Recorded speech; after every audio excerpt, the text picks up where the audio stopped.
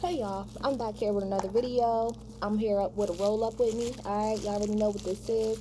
So I literally just got home. Actually, let me see if I can put it. I'll just roll up on my lap. Okay, so a lot of I just got home from work. And normally, I won't really like hop on. I'm gonna be honest with y'all. This video is gonna be me like kind of talking through some feelings and stuff. My therapist told me that, you should like even if like you feel like nobody's really gonna listen, you just like talk through the issues in your head. Now this ain't really an issue in my head. It's just something that really got stuck with me. So if y'all, as we all know, Wrld unfortunately passed away. I believe it was yesterday. He was only 21 years old. I didn't realize how young he was. He's only 21 years old. I'm not trying to be funny, but when I first heard that he passed away and it was like a seizure, I off top thought that it was drugs. And this is nothing against him, but you listen to his music and stuff like that. And then come to find out, well, the autopsy wasn't done yet, but there was reports that came out. I want to touch on this part real fast. So the reports came out, that the plane itself, when it landed, that I think like Chicago PD or like somebody was there already. The officials was already there when they landed because they had got a tip about there being like some contraband on there. Now that doesn't surprise me as far as the police being there, because we all know, especially me being from New York, I know that the hip hop police is something real. Like it's really a real thing. And specifically with him being from Chicago and he was flying into Chicago, these police, they not with that shit. They on all of these rappers' asses, okay? They're on all of these rappers' asses. So apparently, when they got off the plane, they were gonna start to search everything, and then Juice WRLD, I guess, started to have a seizure and stuff like that. And allegedly, they asked the girlfriend, did he have any did he take any drugs or anything like that, or he have any health conditions? And she said no health conditions, but he is like addicted, and he had took, I think she said, some Percocet maybe or something like that. So from what I understand about the story, and I ain't nobody's physician, I ain't nobody none of that, but from what I get, or from this story, if it's true, it sounded like to me that the young man was very, very high. He was high as hell. And then when he landed and he seen all of those cops there, that shit probably really freaked him the fuck out. And all of that, him being high and being nervous and all that, all of that together probably made him have that seizure. Cause let's be real, I ain't never popped no pill a day in my life, but as I said, I am rolling up, and that's the thing. I ain't never been that type of high, but when you are high, everything for the most part is like, everything is elevated. So one of the reasons, for instance, I don't like to like smoke before I go to work, because I feel like the way that my fucking anxiety is set up, it's like on 10 with like, it's like overload when like I smoke or something. So I could only imagine the fact that he was already high, and then on top of that, you got all of this shit going on, all of these cops and all of this stuff like that. If like with me, when something bad, I feel like something bad is about to happen, all of the negative things that's gonna come next after this starts playing in my mind, and it plays real fast. Like, oh, but this is gonna happen, now this is gonna happen, and then that's gonna happen, and that's gonna happen. Oh my gosh, oh my gosh, oh my gosh. And I feel like that's probably what happened to him. He probably really started to freak out a little bit, and I feel like that probably, like, again, I ain't no physician, but that's just me looking at being high, and on top of that, the cops is around, and again, you are the face, because if anything happens, even if you don't technically go down for it, your face gonna be the one that's out there. It's gonna be that you was the one riding around with all of these guns and these drugs in your airplane. You feel me? So after hearing that, that's honestly what I think happened. But to take that to the side, I want to talk about a little bit this generation and their obsession, their addiction. I don't want to say their obsession, their addiction, okay, to things such as pills and the syrup and the lean and all of this other stuff. I want to tackle this from a couple different ways, okay? First way I want to tackle it is, a lot there, not in this situation, but in the past, there has been a lot of criticism, specifically from those who are a little bit older, as there normally is when it comes to like older generation and younger kids. And I'm going to speak specifically within like the black community and hip hop. There's always been like a lot of I've heard this a lot, especially from people that are a little bit older. Like, we never celebrated being the users. Like, who, like, nobody wanted to be the users. Everybody wanted to be pushers. Like, nobody wants to be the users. This is my whole thing about that.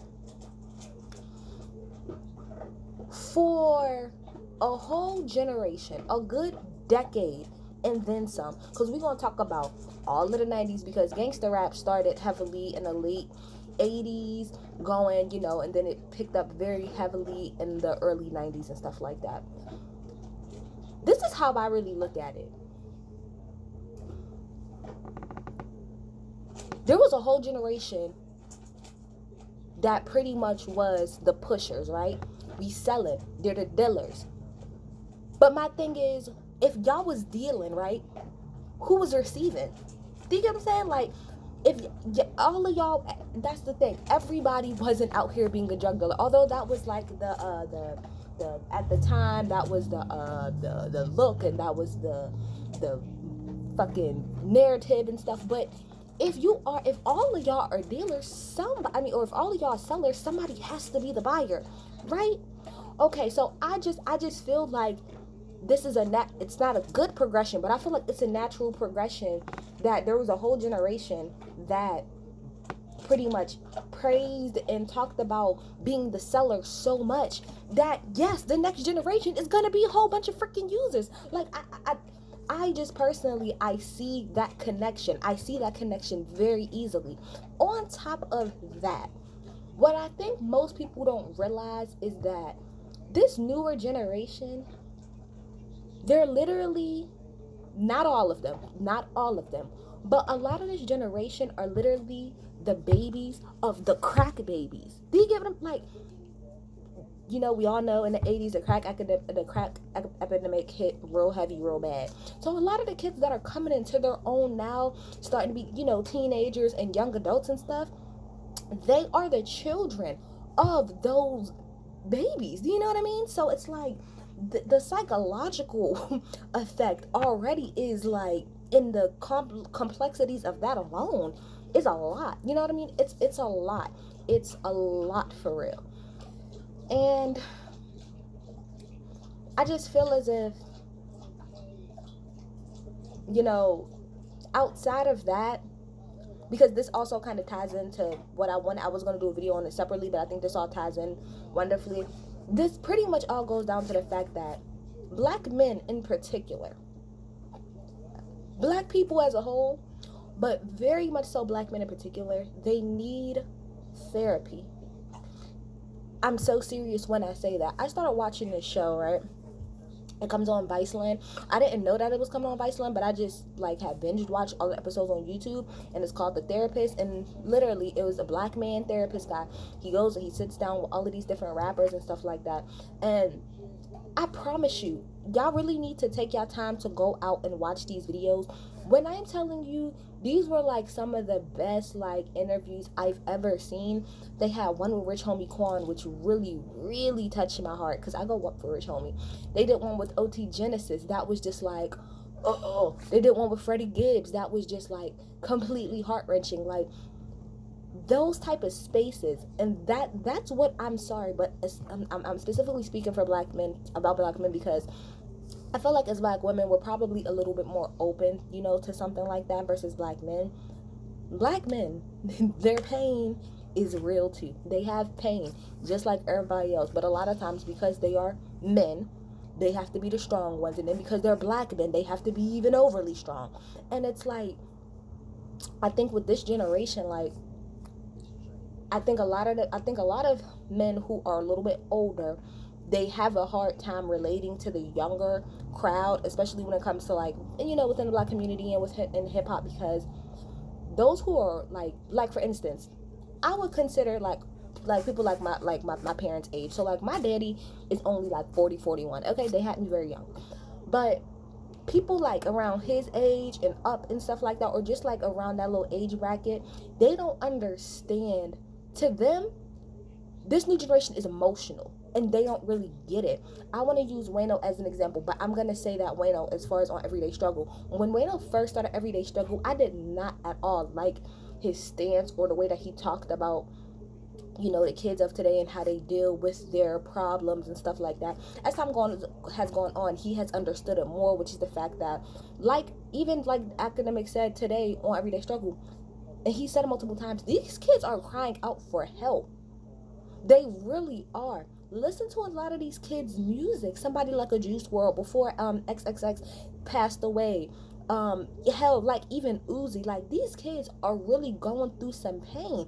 And I think it's hard for people who are around my parents' age to really get that, because they never had the space or the opportunity, or they didn't live in a society or a culture that pushed that to the forefront, that told them it's okay to be in touch with your emotions. It's okay to not be a hard ass all the motherfucking time. It's okay. And I think a lot of these men around that age, they're some of them, like they're starting to realize, like, we gotta break this cycle, because this cycle of black men not expressing their feelings and being completely emotionless is literally going to kill themselves, and is going to kill the rest of us. In all seriousness, we need to literally, like I said, that's why I think that show, The Therapist, it's awesome, because that's a great space for black men to go and to feel comfortable to speak about shit that they don't normally want to speak about at all. That shit is very important, and I think that as a people, as a community, as a culture, we need to come together more and try to make that shit more of the norm. That it's, oh, like, I think that we are getting better with things like therapy, because in the black community, that shit was absolutely not. What happens in this house stays in this damn house. Don't you dare go and talk to nobody else about this. But that is continuing trauma. Trauma. It's a cycle of trauma that just never, ever, ever, ever, ever stops. It's a cycle that never stops as far as trauma is concerned. And I really just think that, like, people similar to Juice World, who are in that type of mindset and have that frame of thinking, really need to go and sit down and speak with someone. You know what I mean? Like, that it's a hard thing to do. Nobody's saying it's easy, but we really, really need to take our time to really, like people say all the time, your physical well-being and all of this other stuff, that's all wonderful, but especially as black people, we really, really, really need to take the time to work on our mental health. It's very important. We have enough to deal with on an everyday basis in this world. We need to take the time to worry about our mental health in all seriousness, because shit like this will continuously happen if we're not dealing with our emotions, if we're not dealing with pain the correct way. And as black people, I think because we are always experiencing pain, that it gets to the point where we're like, girl, we're just so numb to it. A lot of us feel like we're numb to it, but we're not. We are affected by all of this shit that goes on. You know what I mean? Even outside of our own personal lives, just as a black person, period, you go through a lot on your everyday walking about your life. So, rest in peace to that young man. Condolences go out to his family. I just really wish that instead of stuff like this continuously happening over and over and over again, that we really stop, like literally stop and take a pause for the cause, and really realize that we need to move in a different direction. Otherwise, this shit ain't going to never stop. These kids is going to continuously try to fucking mask their pain with this damn medicine. They're going to continuously cry on these records, and ain't nobody going to do shit about it but sit there and bop their damn head. These kids need help. They really, truly need help. They need help. And us bopping and thopping and thotting to these fucking songs where these kids is literally crying for help, it's not even worth it. It's not fucking worth it at all. That's all I really wanted to say, man. Black men, I'm here for y'all.